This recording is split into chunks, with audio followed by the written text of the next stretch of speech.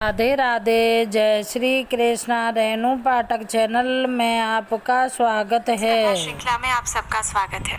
इस समय पवित्र चैत्र मास चल रहा है और इस समय हम सुन रहे हैं चैत्र मास में सुनी जाने वाली भगवान श्री रामचंद्र जी के जीवन की सुंदर गाथा महर्षि वाल्मीकि द्वारा रचित रामायण से। तो चलिए हमारी इस कथा यात्रा को आगे बढ़ाते हैं और सुनते हैं आज की चैत्र मास कथा। आइए आज की कथा आरंभ करते हैं। अथ तस्य प्रमेयस्य मुनेर्वचनम् उत्तमम् श्रुत्वा पुरुषः शार्दूलः प्रत्युवाच शुभां गिरम् अल्पवीर्या यदा यक्षी श्रूयते मुनिपुङ्गव कथं नागसहस्रस्य धारयत्य बलाबलम्। अपरिमित प्रभावशाली विश्वामित्र मुनि का ये उत्तम वचन सुनकर प्रभु श्री रामचंद्र ने ये शुभ बात कही। हे मुनि श्रेष्ठ, जब ये यक्षिणी एक अबला सुनी जाती है तो फिर उसकी शक्ति थोड़ी ही होनी चाहिए। फिर वो 1000 हाथियों का बल कैसे धारण करती है।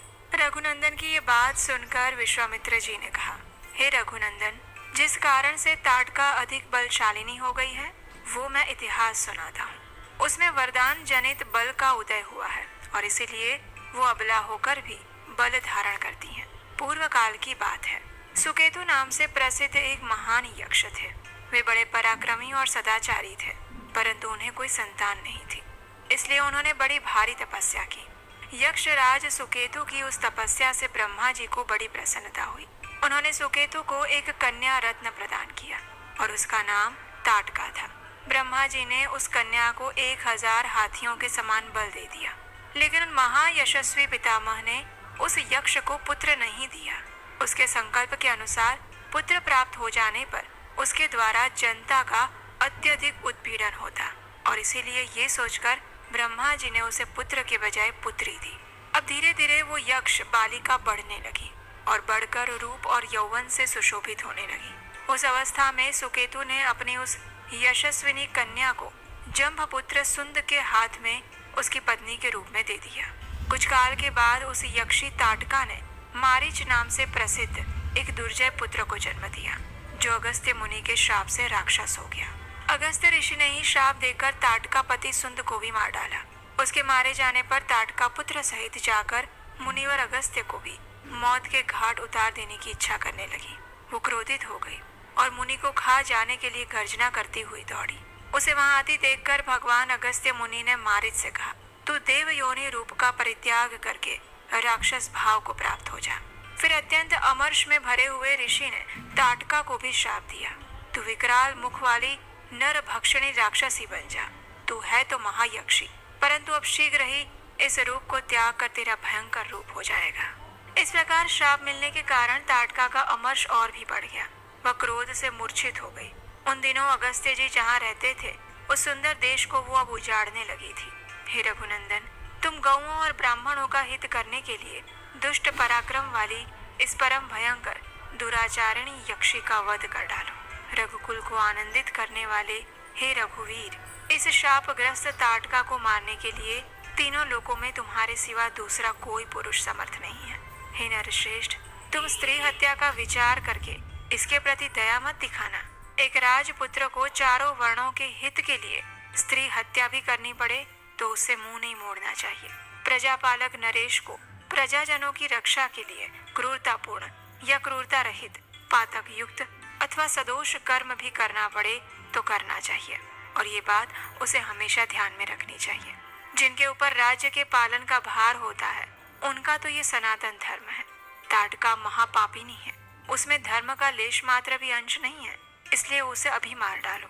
हे नरेश्वर, सुना जाता है कि पूर्व काल में विरोचन की पुत्री मंथरा सारी पृथ्वी का नाश कर डालना चाहती थी। उसके इस विचार को जानकर देवराज इंद्र ने उसका वध कर डाला। प्राचीन काल में शुक्राचार्य की माता और भृगु की पतिव्रता पत्नी त्रिभुवन को इंद्र से शून्य कर देना चाहती थी और यही जानकर भगवान विष्णु ने उनको मार डाला। इन्होंने तथा अन्य बहुत से महामनस्वी पुरुष प्रवर राजकुमारों ने पापचारिणी स्त्रियों का वध किया है। हे नरेश्वर, इसलिए तुम भी मेरी आज्ञा से दया अथवा घृणा को त्याग कर इस राक्षसी को मार डालो। मुनि के ये उत्साह भरे वचन सुनकर दृढ़ता पूर्वक उत्तम व्रत का पालन करने वाले राजकुमार श्री राम ने हाथ जोड़कर उत्तर दिया, हे भगवान, अयोध्या में मेरे पिता महाराज दशरथ ने अन्य गुरुजनों के बीच मुझे ये उपदेश दिया था कि बेटा, तुम पिता के कहने से पिता के वचनों का गौरव रखने के लिए कुशिक नंदन विश्वामित्र की आज्ञा का निशंक होकर पालन करना, कभी भी उनकी बात की अवहेलना मत करना। इसलिए मैं पिताजी के उस उपदेश को सुनकर आप ब्रह्मवादी महात्मा की आज्ञा से ताटका वध संबंधी कार्य को उत्तम मानकर करूंगा और उसमें कोई संदेह नहीं है। गौ, ब्राह्मण और समूचे देश का हित करने के लिए मैं आप जैसे अनुपम प्रभावशाली महात्मा के आदेश का पालन करने के लिए सब प्रकार से तैयार हूँ। ऐसा कहकर शत्रुदमन श्री राम ने धनुष के मध्य भाग में मुट्ठी बांधकर उसे जोर से पकड़ा और उसकी प्रत्यंचा पर तीव्र टंकार दी। उसकी आवाज से संपूर्ण दिशाएं गूंज उठी। उस शब्द से ताटका वन में रहने वाले समस्त प्राणी थर्रा उठे। ताटका भी उस टंकार घोष से पहले तो किंग कर्तव्य विमूढ़ हो उठी, परंतु फिर कुछ सोचकर अत्यंत क्रोध में भर गई। उस शब्द को सुनकर वो राक्षसी क्रोध से अचेत सी हो गई थी। उसे सुनते ही वो जहाँ से आवाज आई थी उसी दिशा की ओर रोषपूर्वक दौड़ी। उसके शरीर की ऊंचाई बहुत अधिक थी। उसकी मुखाकृति विकृत दिखाई देती थी। क्रोध में भरी हुई उस विकराल राक्षसी की ओर दृष्टिपात करके श्री राम ने लक्ष्मण से कहा, लक्ष्मण, देखो तो सही, इस यक्षिणी का शरीर कैसा दारुण और भयंकर है। इसके तो दर्शन मात्र से भीरू पुरुषों के हृदय विदीर्ण हो सकते हैं। माया बल से संपन्न होने के कारण ये अत्यंत दुर्जय हो रही है। देखो, मैं अभी इसके कान और नाक काट कर इसे पीछे लौटने को विवश करता हूँ। ये अपने स्त्री स्वभाव के कारण रक्षित है, इसलिए मुझे इसे मारने में उत्साह नहीं है। मेरा विचार ये है कि मैं इसके बल पराक्रम और गमन शक्ति को नष्ट कर दूं, यानी इसके हाथ और पैर काट डालूं। श्री राम इस प्रकार कह रहे थे कि क्रोध से अचेत हुई ताटका वहां पहुंची और एक बांह उठाकर गर्जना करती हुई उनकी ओर झपटी। ये देखकर ब्रह्मर्षि विश्वामित्र ने अपने हुंकार के द्वारा उसे डांट कर कहा, रघुकुल के इन दोनों राजकुमारों का कल्याण हो, इनकी विजय हो।